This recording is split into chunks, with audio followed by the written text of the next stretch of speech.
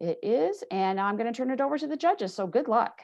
Sandy, before you do, Yes. I'm still waiting in the waiting room for our main screen because we're showing this in class. Could you please let it in so we can watch it? Sorry. Okay. Thank you. Got it. You're good. Okay, we're ready. Thank you, Dr. Cosgrove. Hi, good afternoon, or at least it's afternoon here in New York. I'm Karen Milton, and I am the Chief of Staff to the MTA Inspector General. The MTA is the New York State authority that oversees the New York City buses and subways and the commuter rails for the greater New York metropolitan area. Prior to that, I was the Circuit Executive for the Second Circuit. That's the 13 federal courts in the states of Vermont, Connecticut, and New York. And the Circuit Executive is sort of like the Chief Operating Officer. So I want to make a plug to say that all of the issues we're talking about today, especially habeas corpus, really factor in to a career in public service. And if you want to work for the federal courts, you're going to talk about habeas corpus a lot. Now, maybe that's not so attractive, but it's something to think about. Anyway, we're glad you're here. We're glad to be here. And I'm now going to ask my fellow judges to introduce themselves, and then we'll ask you to introduce yourselves and your teacher. Charlie. Hello, my name is Charlie Hinderleiter. I'm the Director of Government Affairs for St. Louis Realtors in St. Louis, Missouri. I'm a former political science professor, and many moons ago, I was on that side of the proverbial table as a student in the We the People program. I look forward to our conversation today. Good morning. My name is Mark Simons. I am also from the great state of Nevada. I am here to tell you that you can get paid to do exactly what you're doing as a profession, not just for school credit. So keep it up. Remember, your second day, your second group going, take a deep breath, lead your team, set the tone for the team going to the day. All right. Good luck. Look forward to talking with you. All right, would the team introduce themselves and their teacher, please, to the judges? Hello, we are Reno High's Unit 1. My name is Giovanni Galliotto, and I'll be attending the Air Force Academy. My name is Oliver Guinan. I'll be attending Yale University. My name is Sophia Nebeski. I'll be attending the University of San Francisco. And my name is Varun Giri-Theran. I will be attending the University of British Columbia. Our unit coach is Mr. Brian Carlin, and our teacher is Mr. Richard Clark. Well, welcome to all of you, and congratulations on your acceptances to really great schools. So you're off to a good start. Now let's talk a little bit about habeas corpus. You're ready? We're ready. So we're going to read, this is Unit 1. We're on question 2, right? Okay. Parliament passed the Habeas Corpus Act of 1679. What is habeas corpus, and to what extent, if any, is it essential to the principle of limited government? How has the writ of habeas corpus evolved in these United States? And under what circumstances, if any, might the writ of habeas corpus place an unreasonable burden on the government? Please begin. Habeas corpus means produce the body. It is a court order demanding a jailer deliver a prisoner before a judge and provide a lawful reason for their detention. In Federalist 84, Alexander Hamilton described the writ as one of the greatest securities to liberty that any the Constitution contains. Think of habeas corpus like a tree. Its roots are deep in English common law and the Magna Carta of 1215. Its trunk, codified by Parliament's Habeas Corpus Act of 1679, is an essential principle of limited government because it prevents the executive from arbitrarily depriving citizens' liberty. The tree's branches represent the body of law surrounding habeas. Despite occasional threats, the tree of habeas corpus continues to grow. In the 17th century, habeas canopy did not extend to England's colonies, whose colonial charters did not offer the privilege. England fueled the American Revolution by denying colonial legislatures petitions for habeas. In 1774, the Continental Congress castigated King George III because detained colonists were not afforded habeas corpus, that great bulwark and palladium of English liberty. In their Declaration of Independence, colonists asserted that King George obstructed justice and abdicated government by denying them due process. Colonists realized that they could only secure habeas by separating from Britain. Georgia's 1777 Constitution and later Article 1, Section 9 of the U.S. Constitution reflect this evolution. There were new branches on the tree of habeas corpus. The tree grew another branch during the Civil War when Abraham Lincoln suspended habeas for the first time. Article 1, Section 9 suspends the writ, forbids the writ suspension except when required for public safety in cases of rebellion or invasion. However, Section 9 does not specify whether the president or Congress has this power. Thus, Lincoln's unilateral suspension was a conundrum. Chief Justice Roger Taney wrote in Ex parte Merriman that Lincoln's suspension was unlawful because the privilege appears in Article 1. During World War II, the Roosevelt administration took an axe to habeas, threatening the tree. Californian Mitsuyi Endo was one of more than 120,000 Japanese Americans interned after Pearl Harbor. In Ex parte Endo, the Supreme Court responded to her habeas petition, unanimously agreeing that Endo and thousands of her compatriots were wrongfully detained. However, although Ex parte Endo terminated Japanese internment, it did not set constitutional precedent. Instead, Endo left habeas's vitality in doubt. Which brings us to the writ's newest branch, the War on Terror. At Guantanamo Bay and clandestine military prisons in Iraq and Afghanistan, the Bush administration imprisoned and tortured thousands of detainees without charges. The administration denied prisoners habeas privileges, claiming that the inmates were alien enemy combatants, ergo unentitled to constitutional protection. Detainees challenged this interpretation. In Boumediene v. Bush, the Supreme Court acknowledged prisoners' right to challenge their detainments and extended habeas to Cuba. However, the tree of habeas corpus is not only useful in wartime. Most habeas cases are decided in state-level criminal proceedings over charges less serious than espionage or terrorism. Consider Sean Laughlin, who was wrongfully jailed in rural Nevada for 18 days without seeing a judge. He cannot make bail and was fired from his job, illustrating the disastrous consequences of even short-term wrongful imprisonment. Nonetheless, the writ burdens government by checking executive authority and forcing prosecutors to charge prisoners. In fact, habeas proved so burdensome to Parliament that it was suspended 9 times in the decades following their 1679 Act. Today, the writ burdens the United States government in a different way by forcing courts to review the constitutionality of lengthy and often, but sometimes superfluous challenges. However, these burdens are not unreasonable. Like the Supreme Court held in Ex parte Milligan, habeas only places an unreasonable burden on government during emergencies when the courts cannot operate. Examine the history, instructed Thomas Jefferson in 1788. See how few of the suspensions of habeas corpus have been worthy of that suspension. Jefferson is right. We should not cut down an old tree just because some believe it's overgrown. Suspending habeas might temporarily keep peace, but limited government cannot survive without it. Thank you.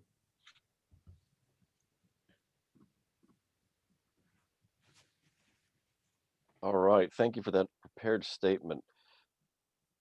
So I want to dig into this with the notion of emergencies and the situation we find ourselves in today with COVID.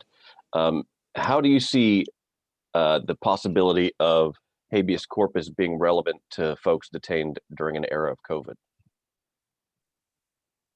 It shouldn't be as much of an issue as now we have technology, and in the 21st century, we have things such as Zoom. So take Washoe County's criminal system, for example. They allow federal hearings through Zoom, or not federal, state hearings through Zooms. And this allows for habeas to be maintained without, even when, because courts are always going to be able to be in process, unless cases where there's no internet or no technology.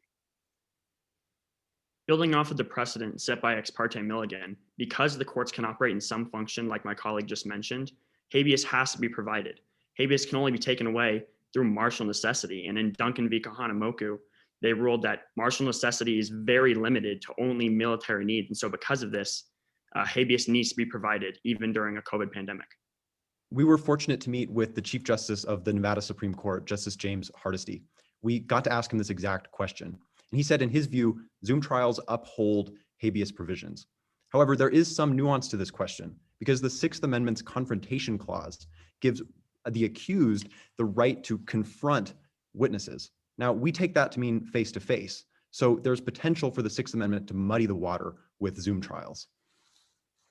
I agree with my colleagues in a potential where we could have seen a suspension of habeas in the states as recently in Texas, where, like my colleague was saying, they had very inclement weather in which there was no power and no internet. And so even the possibility of Zoom trials was not able to happen.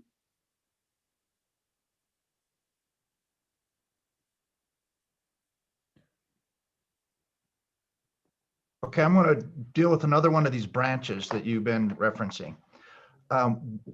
What about the burdensome nature of state governments having to provide indigents with legal counsel? Where does that pull out? Where do you find that in the Fifth Amendment or the 14th Amendment or even the Sixth Amendment?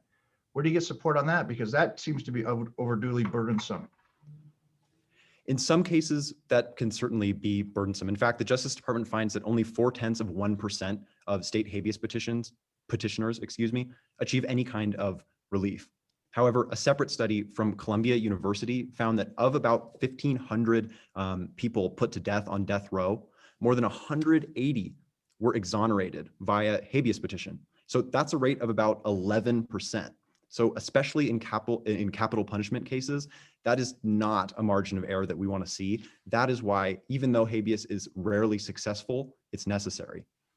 Building off my colleague, in the 2020 case of Kip v. Davis, the defendant argued that he did not receive good enough counsel in his state hearing and appealed it. But because of the Anti-Terrorism and Effective Death Penalty Act, the level that he had to prove his habeas petition reached was so high, he didn't meet that standard. And so because of that, his habeas petition was dismissed. And so because of that, it's necessary that habeas is provided without all these barriers, even if they have to be given counsel from the states.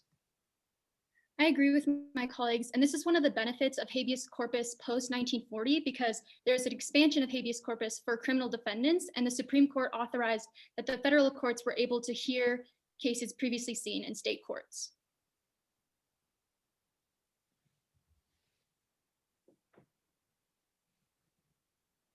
So let's talk a little bit about, walk us through sort of the historic, you talked a little bit about the historic times when President Lincoln and then President FDR, President Franklin Delano Roosevelt suspended habeas corpus.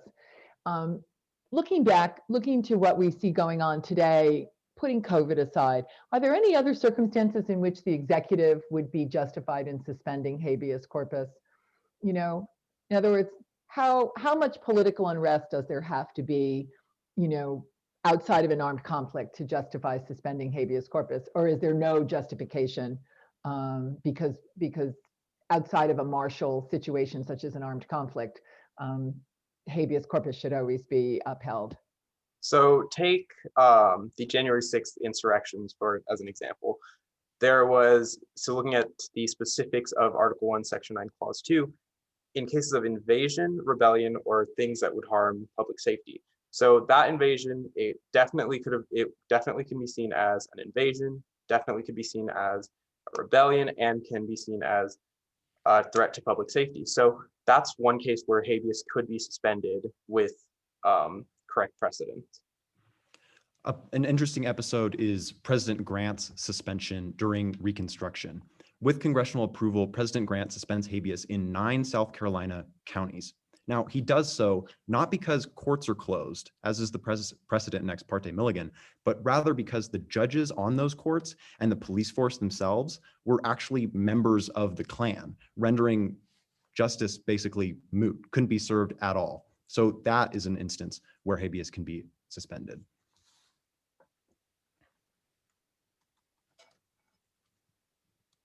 All right, so let's play off of that. So we've been talking about some instances where the executive has suspended habeas corpus. In your view, who actually has the constitutional authority to suspend habeas corpus? I personally, I'm aligned with Chief Justice Roger Taney's opinion in Ex parte Merriman. Because the privilege appears in Article 1, Congress should have the authority to authorize suspension. We've seen this through allowing governors and territories, including the Philippines, to allow suspensions. So following the Filipino-American War, because he gave the governor of the Philippines suspension rights, he was able to suspend. And so the Congress should have the final say in allowing to give suspension rights. I agree with my colleague. I think that the parliamentary history of habeas lends itself to the understanding that only the legislative branch can suspend habeas. However, it's worth noting that more recent cases, including Hamdi v. Rumsfeld and Boumediene v. Bush, have severely undermined this reality. For example, the Authorization for the Use of Military Force Act, passed right after 9/11, cedes tremendous authority to the president to declare war, perhaps suspend habeas, in ways that are incongruous with the American constitutional tradition. Agreeing with my colleagues, this was the importance of Federalist 84 when Alexander Hamilton wanted habeas corpus to be constitutionalized and codified, because previously in the Revolutionary War, for American colonists, their habeas protections were solely based off allegiance and how they were geographically removed from England and were not afforded those protections.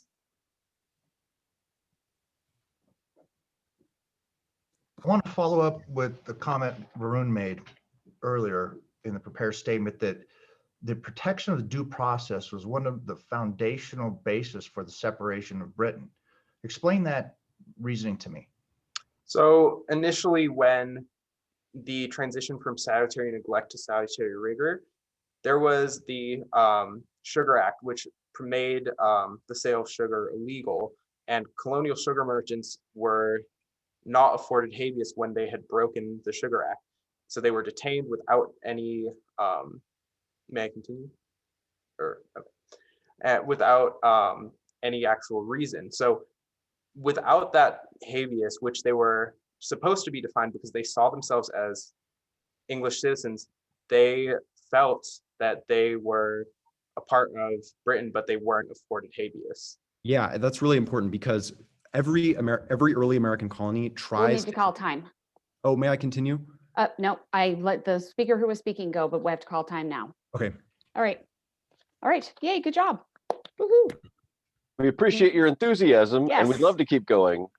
But sadly, we have another We 10 teams will to see this afternoon. go to feedback now. All right. I loved your analogy of the tree. I thought that was a great way to frame this conversation, and really enjoyed your use of that. I thought that was really effective imagery. You guys brought up ex parte endo, which is a case I think is fascinating and underutilized. Everybody always talks about Korematsu, nobody goes to endo, so I love that you guys brought that up. You guys really had an outstanding grasp of not only the core principles, but a host of ways to apply that across British and American history. And I think that's just absolutely excellent. Really enjoyed our conversation today. Thank you. Okay, I asked you to start out strong, and you did. So you've set the groundwork for the rest of the team to follow. Set the bar very high, in my opinion. So I want to touch off clearly the use of the tree and the branches. It's fantastic imagery because that gave us a guidance of where you're going and how you're approaching this. And the ability to say you have different branches means you have the ability to understand the different concepts and how they all fit together under the one basic umbrella of the tree.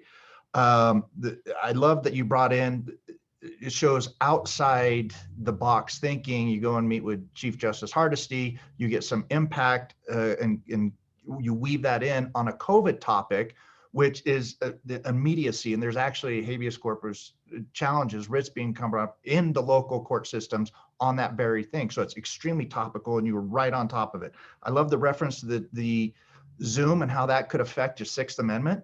I really wanted to hit you with some questions on that, but there was some other things because how are we dealing with it? And you brought it up, the Texas storm system.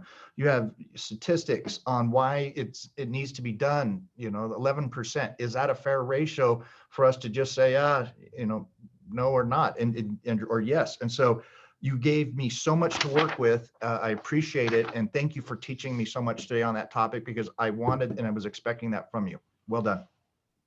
Thank you. Wow, great conversation. I particularly love the reference to EDPA. Talk about an obscure act. But if you are a staff attorney in the federal courts, you're going to be dealing with EDPA a lot.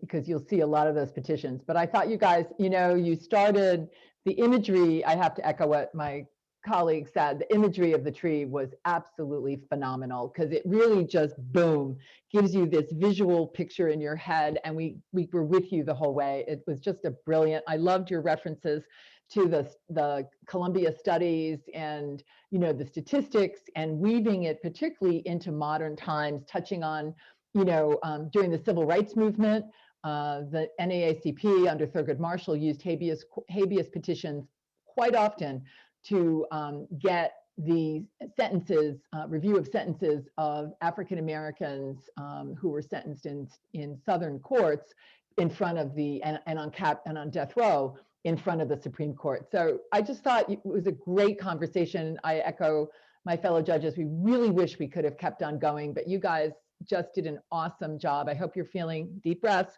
Hope we're all feeling good, but congratulations. Yay. Fabulous job. All right. So great to meet you. Best of luck. All right, so we're going to go ahead and turn off the recording. Make